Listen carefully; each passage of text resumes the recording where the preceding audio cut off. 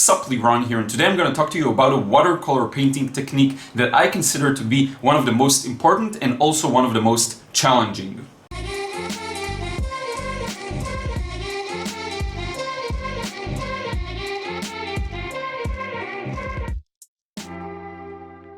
Sup, Liron here. Thank you for joining me in another video. It's raining today, which I really enjoy, the sound of rain.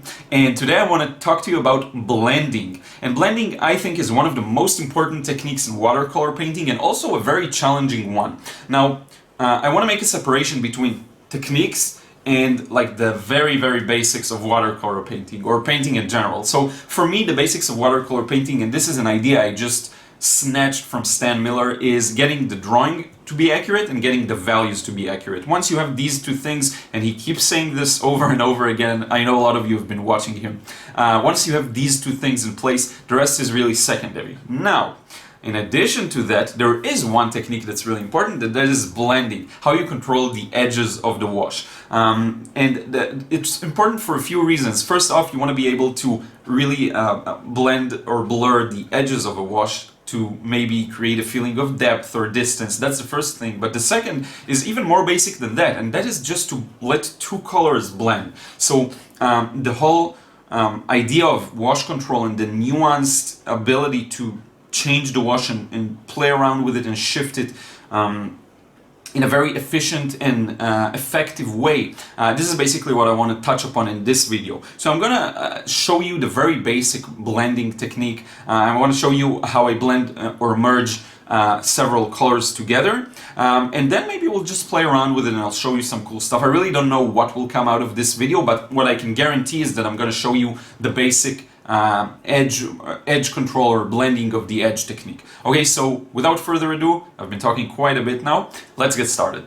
So I think the place that will make the most sense to start with is to show you the exact technique, okay, just the very basics of it. So what I'm doing is, and I left my palette a little messy on purpose because sometimes I do clean it before doing such demos, is because I just want to pick up some of the paint here and show you. It doesn't really matter what color we'll be using. What I will do is probably use some of the undersea green here later on when I'm running out of paint here. So the basic technique goes like this. You pick up some paint, like you always do. And this is really basic, so hopefully I'll get to some more advanced things later on, but if it's a little too basic for you, then sorry about that.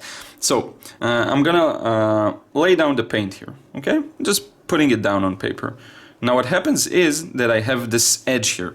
So in order to clean that, I don't have a lot of time, but I need to clean the brush well, dry it almost completely, but I still want it to be a little wet. So you see the sheen here, and then I'm just using the edge to blend, okay? So you can see how I just blended the harshness of that edge. If it didn't work completely, I can wash the brush again, clean it on the paper again, and do that again. Okay, sometimes it takes some, it happens in gradation.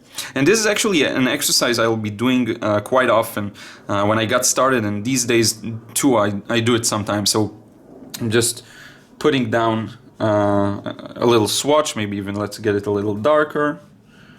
And then I'm just cleaning the brush, drying it. Now, the more wet you leave it, the more flow there's gonna be when you blend the edge. So you see here, there's quite a flow. See how the paint just comes along. Now I'm gonna dry it once again, but this time I'm gonna dry it even more, okay? And then I'm gonna blend the edge. Sometimes you may find that you can't dry it using a towel like this. You actually need to squeeze the water out of it. So that can happen sometimes as well. You can also use your hand for this.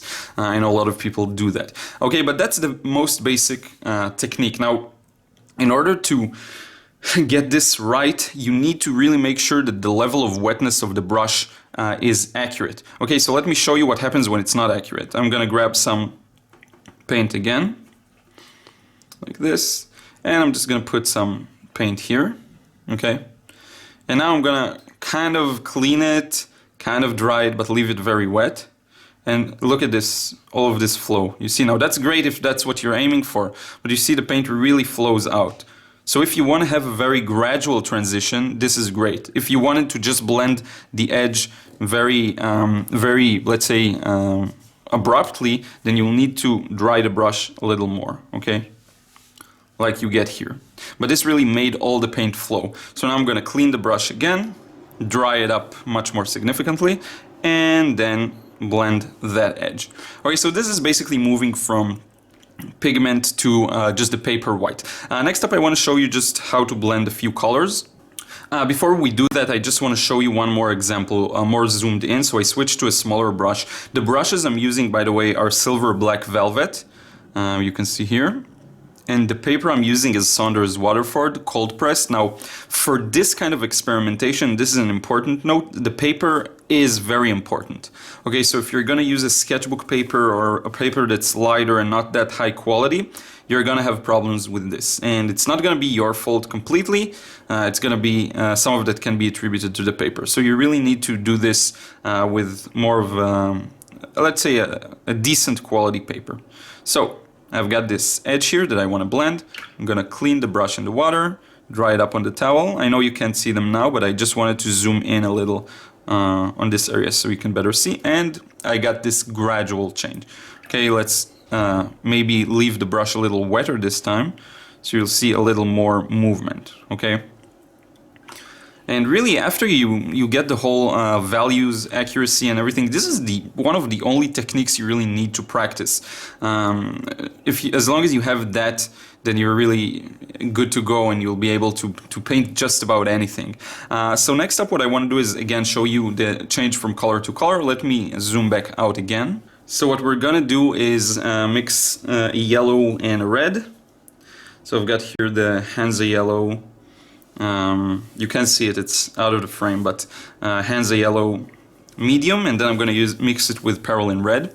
So I'm just putting some of the paint here. Okay. Now the only key basically is to add the second color only while it's still wet, the first one. So I'm going to clean the brush real quick, wet it a bit, grab some of the other paint that you can't see, sorry, it's off frame, and just put it on like that. Okay. And you can see how they blended together. Okay, now I want to show you how Stan Miller does this exercise and how he approaches it. So what he does, he likes to choose to start out with this color. This is, by the way, all there is to just doing this with colors. And you can see this in many of my paintings that I just go through the initial wash. That's what it looks like. So anyway, I'm gonna grab some very thick paint. Okay, I'm gonna even clean out some of the wetness of the brush. So what Stan does, Stan Miller, in his videos, he starts off with this kind of a shape, as dark as the paint can get, and then he kind of cleans the brush, uses a wetter consistency, adds a bit to it like this, and then he cleans it up again, dries some of it but not all of it, does this all over again, cleans it up more thoroughly on the towel, and closes it off. And that's how he shows this exercise. He just basically creates these circles, or, you know, if you want to imagine that's an apple or whatever it is. And this is a great exercise that I used to do a lot.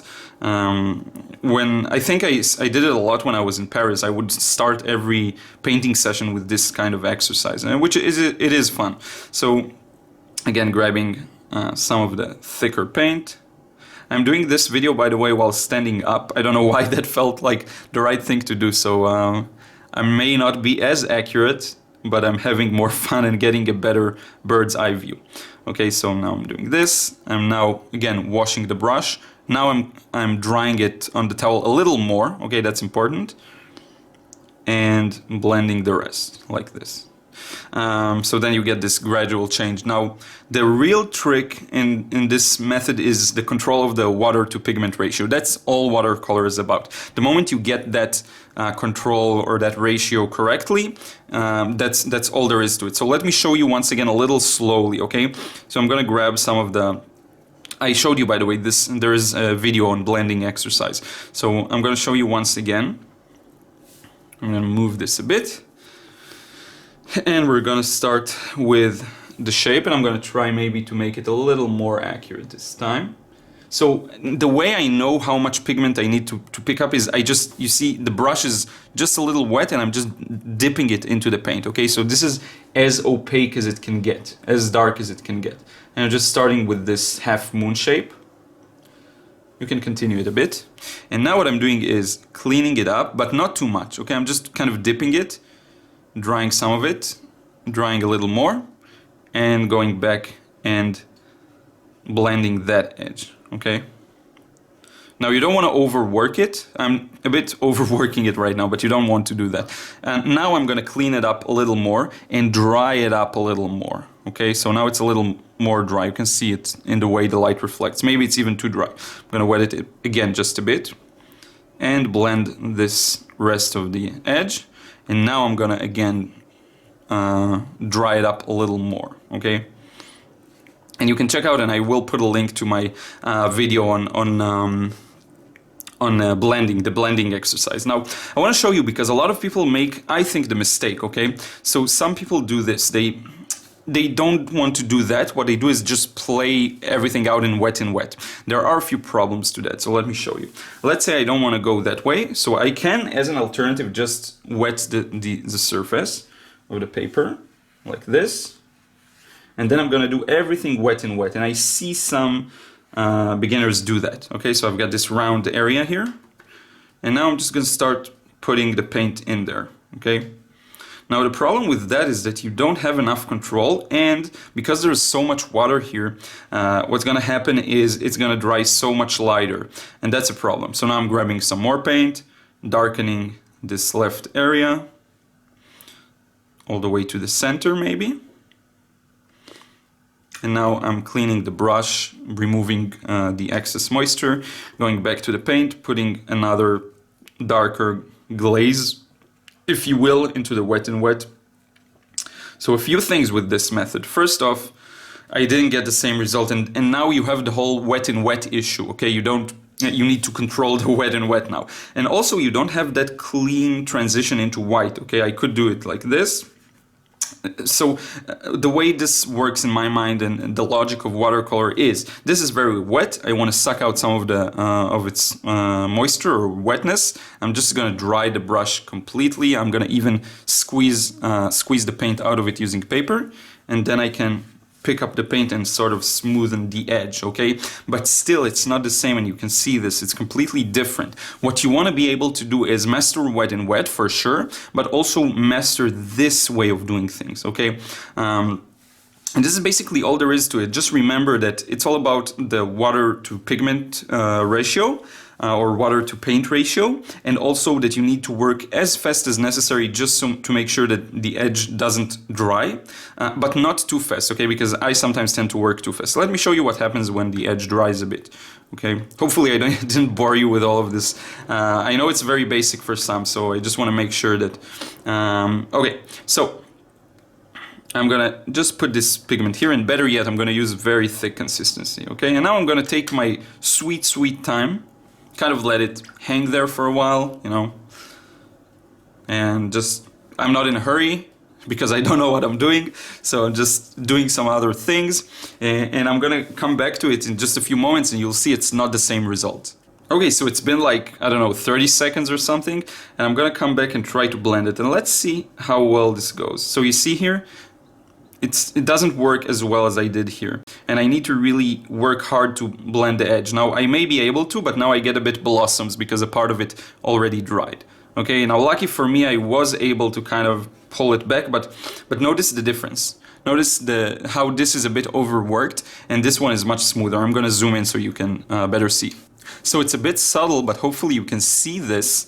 If you look at these three, the transition is rather gradual, and here you get this bit of an overworked look. You get the streaks of the brush, and here you don't have them at all. It's so gradual. Now, I could have allowed this a little more time to dry, and that way you'll get an even better demo of what it means when the edge dries and you can't blend it anymore, okay? But just generally speaking, this is what I wanted to show you. So anyway, this is it. Let me zoom back out again. So this is it in terms of blending, like the very basic technique. I hope to do another video covering perhaps some more advanced ideas related to blending, or maybe give a more detailed demo. If you check out my quick demo I did on the SAA paints review with the Apple, you can see this in action quite a bit. Let me know what you thought of this video, and if there is something you want me to cover as a follow-up, okay? because I just wanted to show you the very basic technique of blending. And fair enough, there are other resources on that. You can check out Stan Miller's videos. They're very good, and I think I saw a few others, okay? But if you want my take on it, then here you go, you have it. Oh, you see I dented the paper with the brush. But anyway, if you wanted my take on it, you have it here. Let me know if you want me to dive deeper and maybe go a little more advanced on this technique, okay? It's just one part of maintaining an even wash and making sure that everything merges together like you see here. And also, it's not the only important thing, okay? So even if you mess this up and the edge dries up a bit, you can still, as long as, again, the values and the drawing are accurate, it's gonna be okay, even if it's a bit patchy, like maybe here it's a bit more patchy than this, okay? And you can't always control everything, because sometimes you just have these tight spots that you need to work hard on, and then you forgot that another area already starts to dry, and it's really hard to maneuver everything at once, okay? But anyway, this is it. This is my take. Let's wrap up this vid. Okay, so this is everything I wanted to share with you today. I highly recommend you check out Stan Miller's series on watercolor. I'm going to put a link somewhere here or in the description box below. Now, this particular topic I know has been covered in quite a few other videos by other artists. And so I just wanted to give you briefly my take on it, and also open maybe the door for you to ask for a follow-up. So if there's something that has to do with this, with wash control and blending edges that you want me to cover in more details, or maybe talk about more, definitely let me know in a comment below. I'm always surprised by the ideas you give, because we all see things a little differently, and when you have an idea, it's like highly unlikely that we'll both get to the same ideas. Okay, so let me know if there's something you want me to cover more in details, and just in general, if there's a video you want me to do. I'm always open to new suggestions. If this is the first video you see by me, then definitely check out my other vids. I have a lot more painting processes and other techniques and exercises that have to do with drawing and painting. I review products and paints and all sorts of things. Okay, so this is it. Thank you so much for watching. I really appreciate it. I hope you enjoyed, and I hope you learned something new, and I will see you again in another video real soon.